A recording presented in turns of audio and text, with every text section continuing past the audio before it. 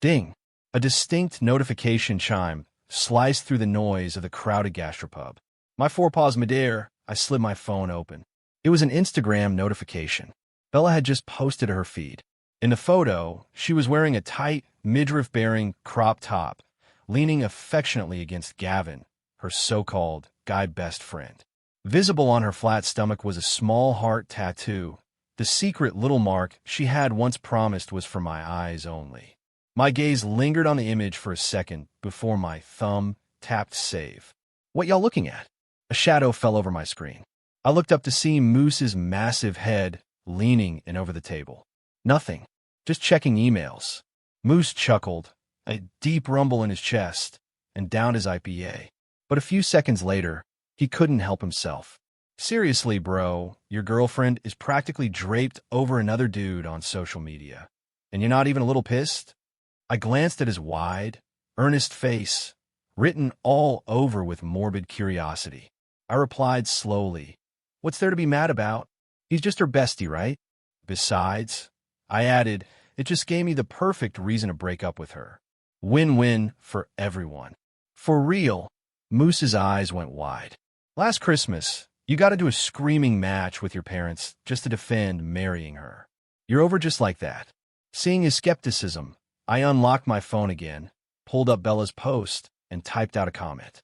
"Since you made your choice, I'm letting go. I wish you both happiness." I hit send. Then, right in front of Moose, I systematically blocked and deleted Bella on every platform. Phone, text, Instagram, Snapchat. Less than 3 minutes later, my phone rang. The caller ID showed Lexi Miller, Bella's best friend. Before she could speak, I cut her off. "Lexi, you were right. Bella really isn't worth my love." I paused, then enunciated clearly. "I accept your proposal. Let's give us a shot." "Caleb, what the hell are you saying?" Bella's shrill voice suddenly exploded from the other end of the line. I raised an eyebrow, hung up immediately, and looked back at a dumbfounded Moose. I swirled my phone with a playful smirk. "You think Bella and her bestie are throwing hands right about now?" Moose looked more confused than ever. After settling the tab, I called an Uber back to the penthouse condo my parents had bought me outright. As I pushed the door open, the motion sensor lights flickered on, illuminating a vast, empty space. It felt cold. My family runs a successful logistics empire. We aren't Elon Musk rich, but in Chicago, we're definitely the 1%. On the internet, people would call me a trust fund baby with more money than sense. Normally, for a guy my age, marriage means a match arranged by parents, introductions to daughters of business partners, or debutantes from old money families. Even if they weren't billionaires, they had to be educated, sophisticated, and from the right zip code. My mother is a force of nature. Her side of the family comes from serious generational wealth, overshadowing my dad's side, so she dictates the family agenda. My dad never interferes with how she runs my life. Consequently, I've always been the obedient son. If she said go east, I wouldn't dare look west. Oh, and no pets allowed. After college, maybe hitting a delayed, rebellious phase, I rejected my mom's curated list of potential wives. I swear I'd find love on my own terms. I met Bella Vance during a ski trip to Aspen, a trip I took with Moose after a blowout fight with my folks. We bumped into Bella and Lexi on the slopes near the summit. Bella was struggling with the altitude and fatigue. Lexi asked Moose to help Bella down the mountain. Since Moose was dating with intention at the time and wanted to be a saint, he passed the duty to me. I was hooked the moment I saw her. Her skin was porcelain white, and she had legs that looked like they could end my life in the best way possible. The mountain wind messed up her hair and my heart simultaneously. They say vacation romances never last, but I was optimistic. We found out we were from the same city, swapped numbers, and the four of us finished the trip together. Back in Chicago, I pursued her relentlessly.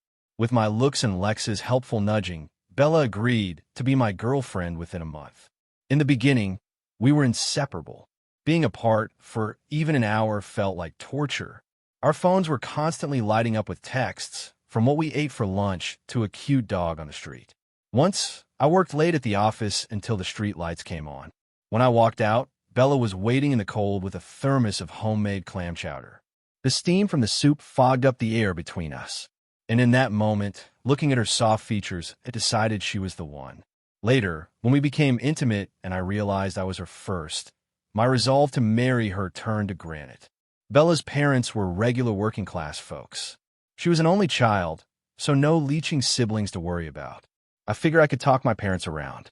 We didn't need her money. I'd rather have a gentle, understanding wife than a rich girl who would boss me around like my mother bossed my father. I'd seen my dad's life completely under my mom's thumb. I didn't want that. Was Bella a gold digger? I wasn't worried. Prenups exist. I could keep assets in my parents' names and live on salary. If she showed true colors later, I had ways to handle it. But if she just wanted a peaceful life, she'd live like a queen. The first year, I mentioned Bella to my parents over Christmas dinner. Predictably, Mom exploded. Even Dad, usually silent, voiced his disapproval. It was a miserable holiday, and I ran straight to Bella for comfort. A few months later, Lexi announced she had a boyfriend, a supposed finance bro, a rich kid who spent money like water. I met the guy Chad once. He wouldn't shut up. My family owns half the strip malls in the suburbs. I get a 50 grand monthly allowance. I almost cringed watching him brag. Real wealth whispers. This guy was screaming into a megaphone. I had a background check run on him. Not exactly a con artist, but a massive exaggerator. His family had some money, but that allowance was likely the family's entire monthly net income. He was also a serial cheater who bought fake designer gear. I warned Bella, asking her to warn Lexi. Lexi took a Gucci bag Chad, gave her to a store for authentication. It was a knockoff. They had a massive fight and broke up. Bella spent weeks consoling Lexi. I didn't mind at the time, but that was the beginning of the end. Lexi started hitting the clubs every night, putting on makeup to hide the bags under her eyes. Bella, always the bleeding heart, insisted on chaperoning her. I hated those places. You are not going, I told Bella repeatedly. Lexi is an adult. She can handle her own mess, I argued. It's just a breakup. It's not the end of the world. But Bella wouldn't listen. She's my best friend. I can't watch her destroy herself. Later, she claimed Lexi was diagnosed with depression, making it impossible to leave her side. We started fighting constantly. I tried logic. Respect other people's choices and lose the savior complex. Bella called me cold and selfish. The sweetness of our relationship soured into constant tension. The breaking point was a late Tuesday night. I waited up until 2 a.m. Bella stumbled in smelling of vodka and Lexi's cheap, overpowering perfume. My anger spiked, but before I could yell, she threw herself at me, trying to hug me. She'd done this before, using sex to gloss over an argument. I was furious, but I didn't push her away. She kissed me sloppily, smelling of booze. But when she unbuttoned her blouse, revealing her stomach, I froze. There, right on her hip bone, was a fresh tattoo, a pink heart. It wasn't a stamp or anything offensive, just a simple heart. But it hit me like a lightning bolt. Imagine you really need to use the restroom. You find a public stall, but it's filthy. Most people in an emergency might hold their breath, do their business, and then scrub themselves raw afterward. That night, I didn't reject Bella. The next morning, she apologized profusely. She explained that Lexi dragged her to the parlor, guilt-tripping her by saying if she didn't get a matching tattoo, she wasn't a real sister. Bella claimed she panicked and agreed. She promised the tattoo was only for my eyes. I didn't yell because the night before, while she slept, I had achieved clarity. Whether she was actually stupid enough to be manipulated by Lexi, or she was using comforting a friend as an excuse to party, the result was the same. The former is idiocy. The latter is malice. Neither was wife material for the Sterling family. In my social circle, bringing home a girl with visible tattoos, especially one obtained on a drunken bender, wouldn't just get me downed. The gossip would destroy my reputation. And frankly, even if she lasered off, the scar and the memory would remain. I thought about the last 2 years, the $300,000 I'd spent on gifts, the wars I'd fought with my parents. Just last week, my parents had finally relented, agreeing to meet her family, and she repays me with this. I wasn't going to be the trust fund idiot anymore.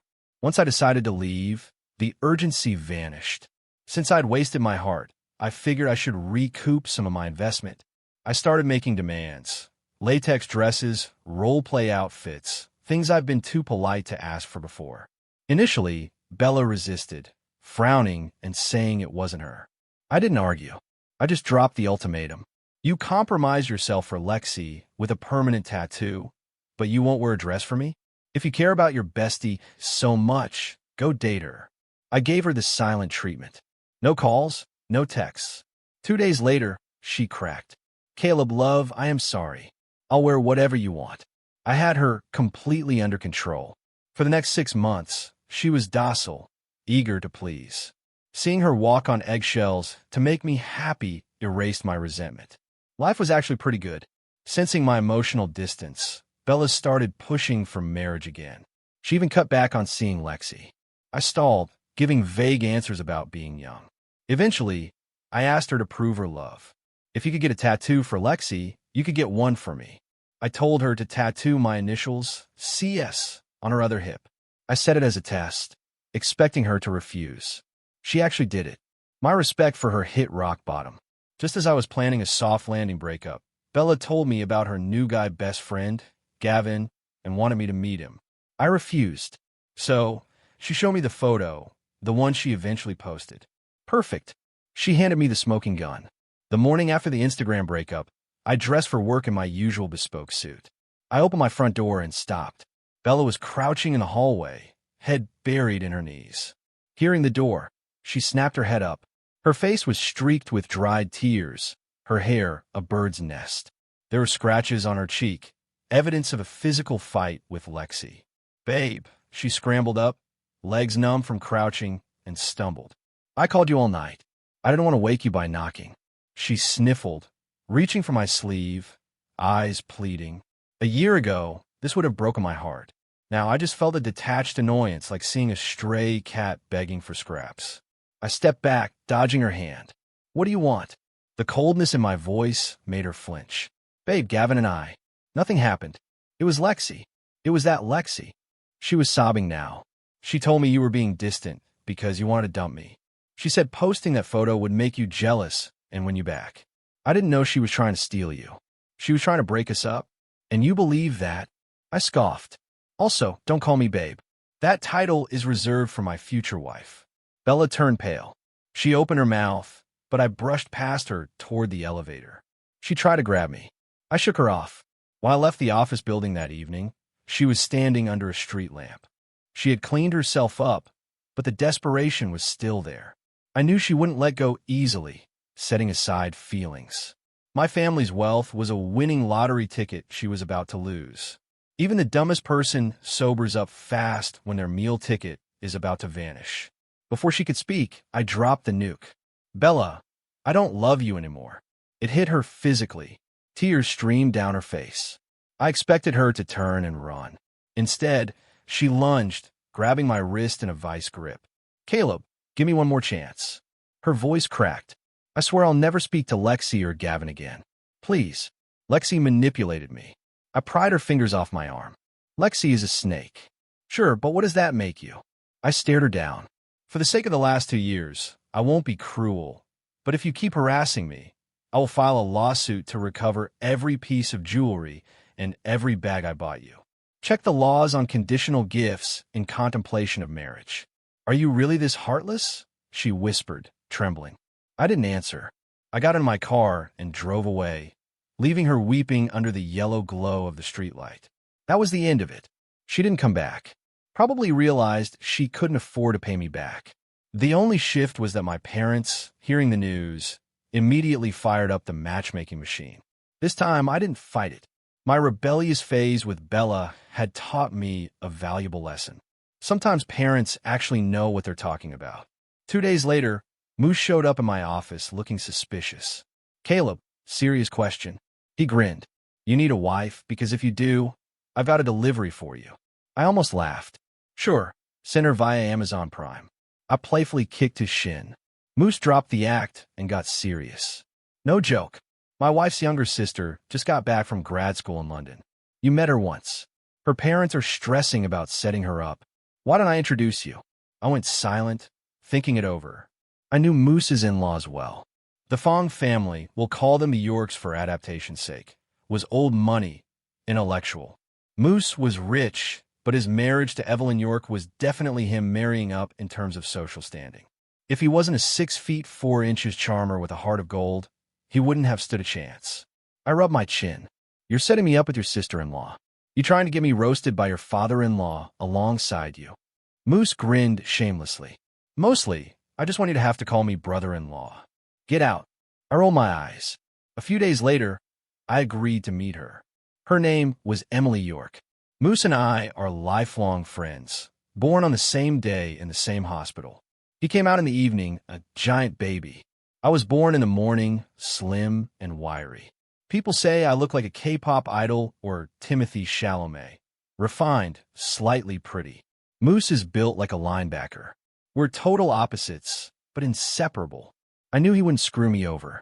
I had actually seen Emily once at Moose and Evelyn's wedding. Evelyn is an ice queen, tall, elegant, distant. Emily was the complete opposite, barely 5 feet 2 inches with a baby face and bright eyes. She looked like a teenager then. We met at a quiet high-end bistro. She didn't waste time.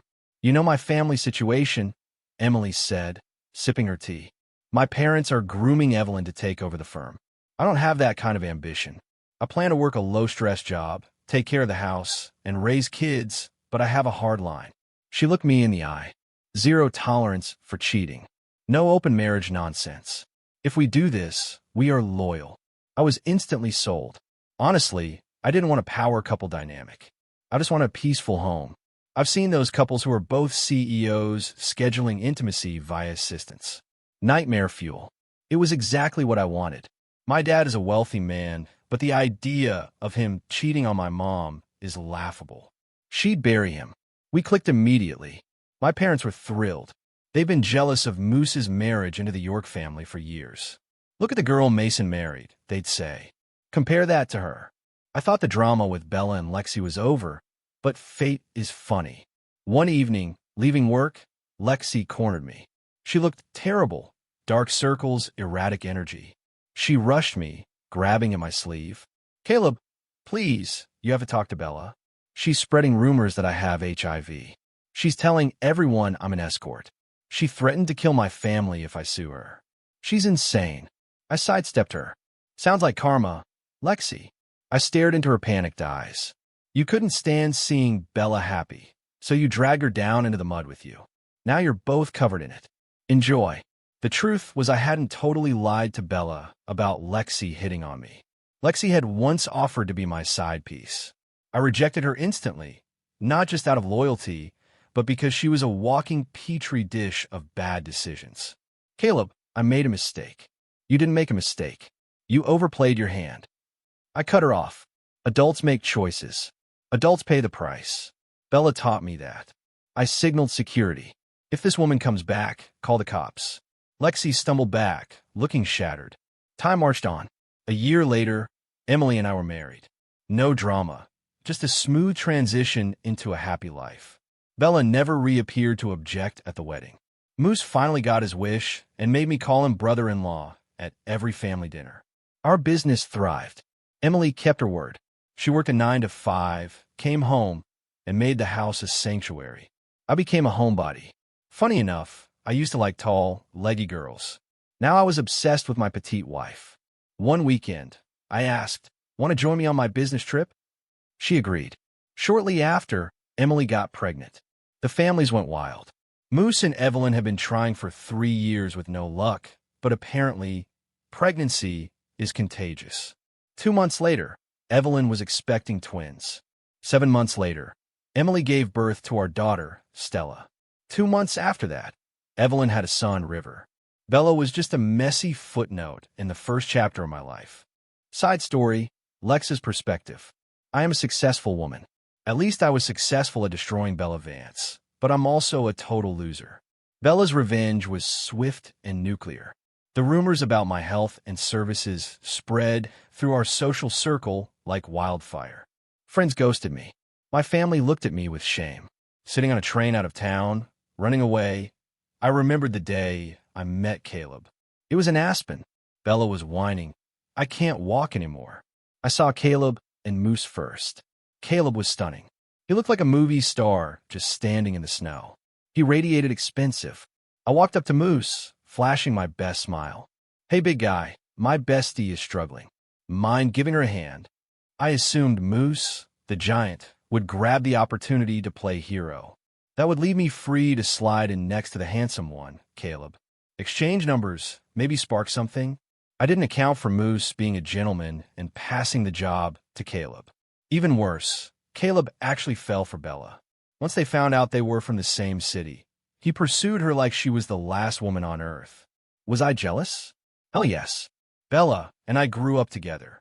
She was always the pretty one, the one with the dimples, the center of attention.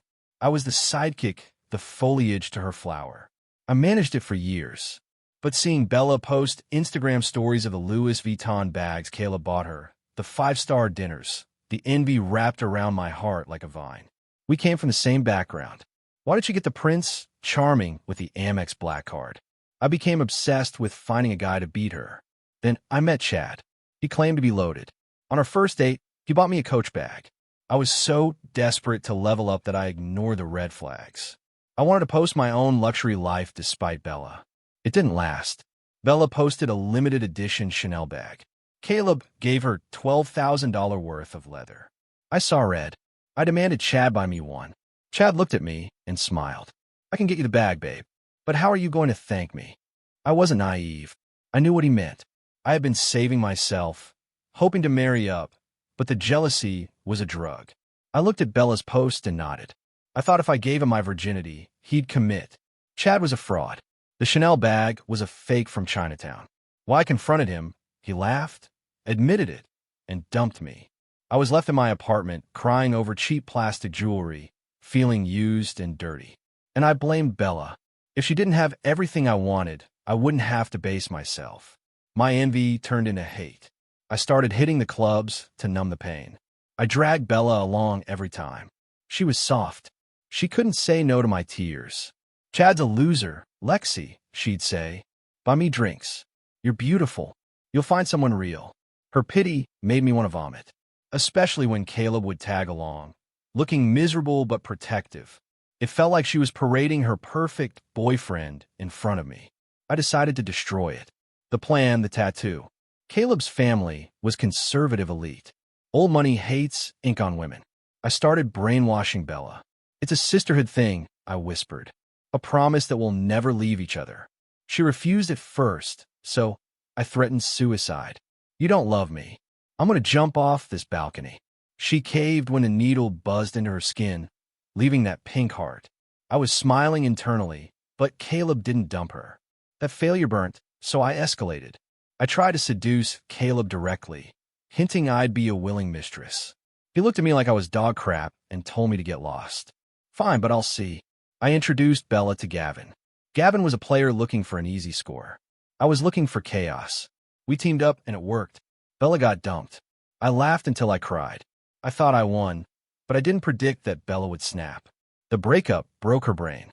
She attacked me physically, then systematically destroyed my reputation with lies about AIDS and prostitution. She even framed Gavin for assault, landing him in jail. There were no winners. Side story, Bella's perspective. I actually woke up the day I got the tattoo. It happened when my mom slapped me across the face. When I first brought Caleb home, my parents treated me like a winning lottery ticket. "Listen to him," they said. "Don't make him mad. This is our chance to move up in the world." My beautiful romance became a business transaction. I felt suffocated. When Lexi spiraled after Chad, I went to the clubs partly to help her, but partly to rebel against Caleb. I wanted to prove that he wouldn't leave me, that I didn't have to be his perfect doll. I watched him worry, and it gave me a sick satisfaction. Then came a tattoo. My mom saw it and lost it. She slapped me so hard my ears rang. "Are you stupid?" she screamed. "A family like the Stirrings won't accept a girl with tattoos. Can't you see Lexi is sabotaging you because she's jealous?" The slap woke me up. I realized Lexi was poison, but I still arrogantly thought Caleb loved me too much to leave. Caleb's reaction was the real blow. He didn't yell. He just went cold. From that day on, he treated me like an object. He demanded I take birth control pills while he watched. The photo with Gavin was my last desperate gamble. I wanted him to yell, to fight for me. Instead, I got a comment. I wish you happiness. In a block, I waited outside his door like a beggar. But when I tried to touch him, he recoiled. Keep harassing me, and I'll sue you for every gift I ever bought. I knew he would do it. Back when a manager in my old job harassed me, Caleb warned him once. The guy laughed. 2 days later, that manager was hospitalized after a random bar fight. Caleb is terrifying when he wants to be. I ran. Post-breakup, I was consumed by rage. I destroyed Lexi. I ruined Gavin, but when the dust settled, I was empty. Eventually, I met a software engineer. Nice guy, decent money. When he saw the CS on my hip, I panicked. It stands for common sense. I lied, a reminder to be smart. Do you mind it? I asked, trembling. He smiled. Not at all. I married him. I learned to cook, clean, and be the wife I never was for Caleb. But the peace shattered when I found texts on his phone. Flirty messages with a coworker. I confronted him, screaming. He didn't look guilty. He just looked at my hip. So he asked calmly, what does CS really stand for? And that was it. Indie.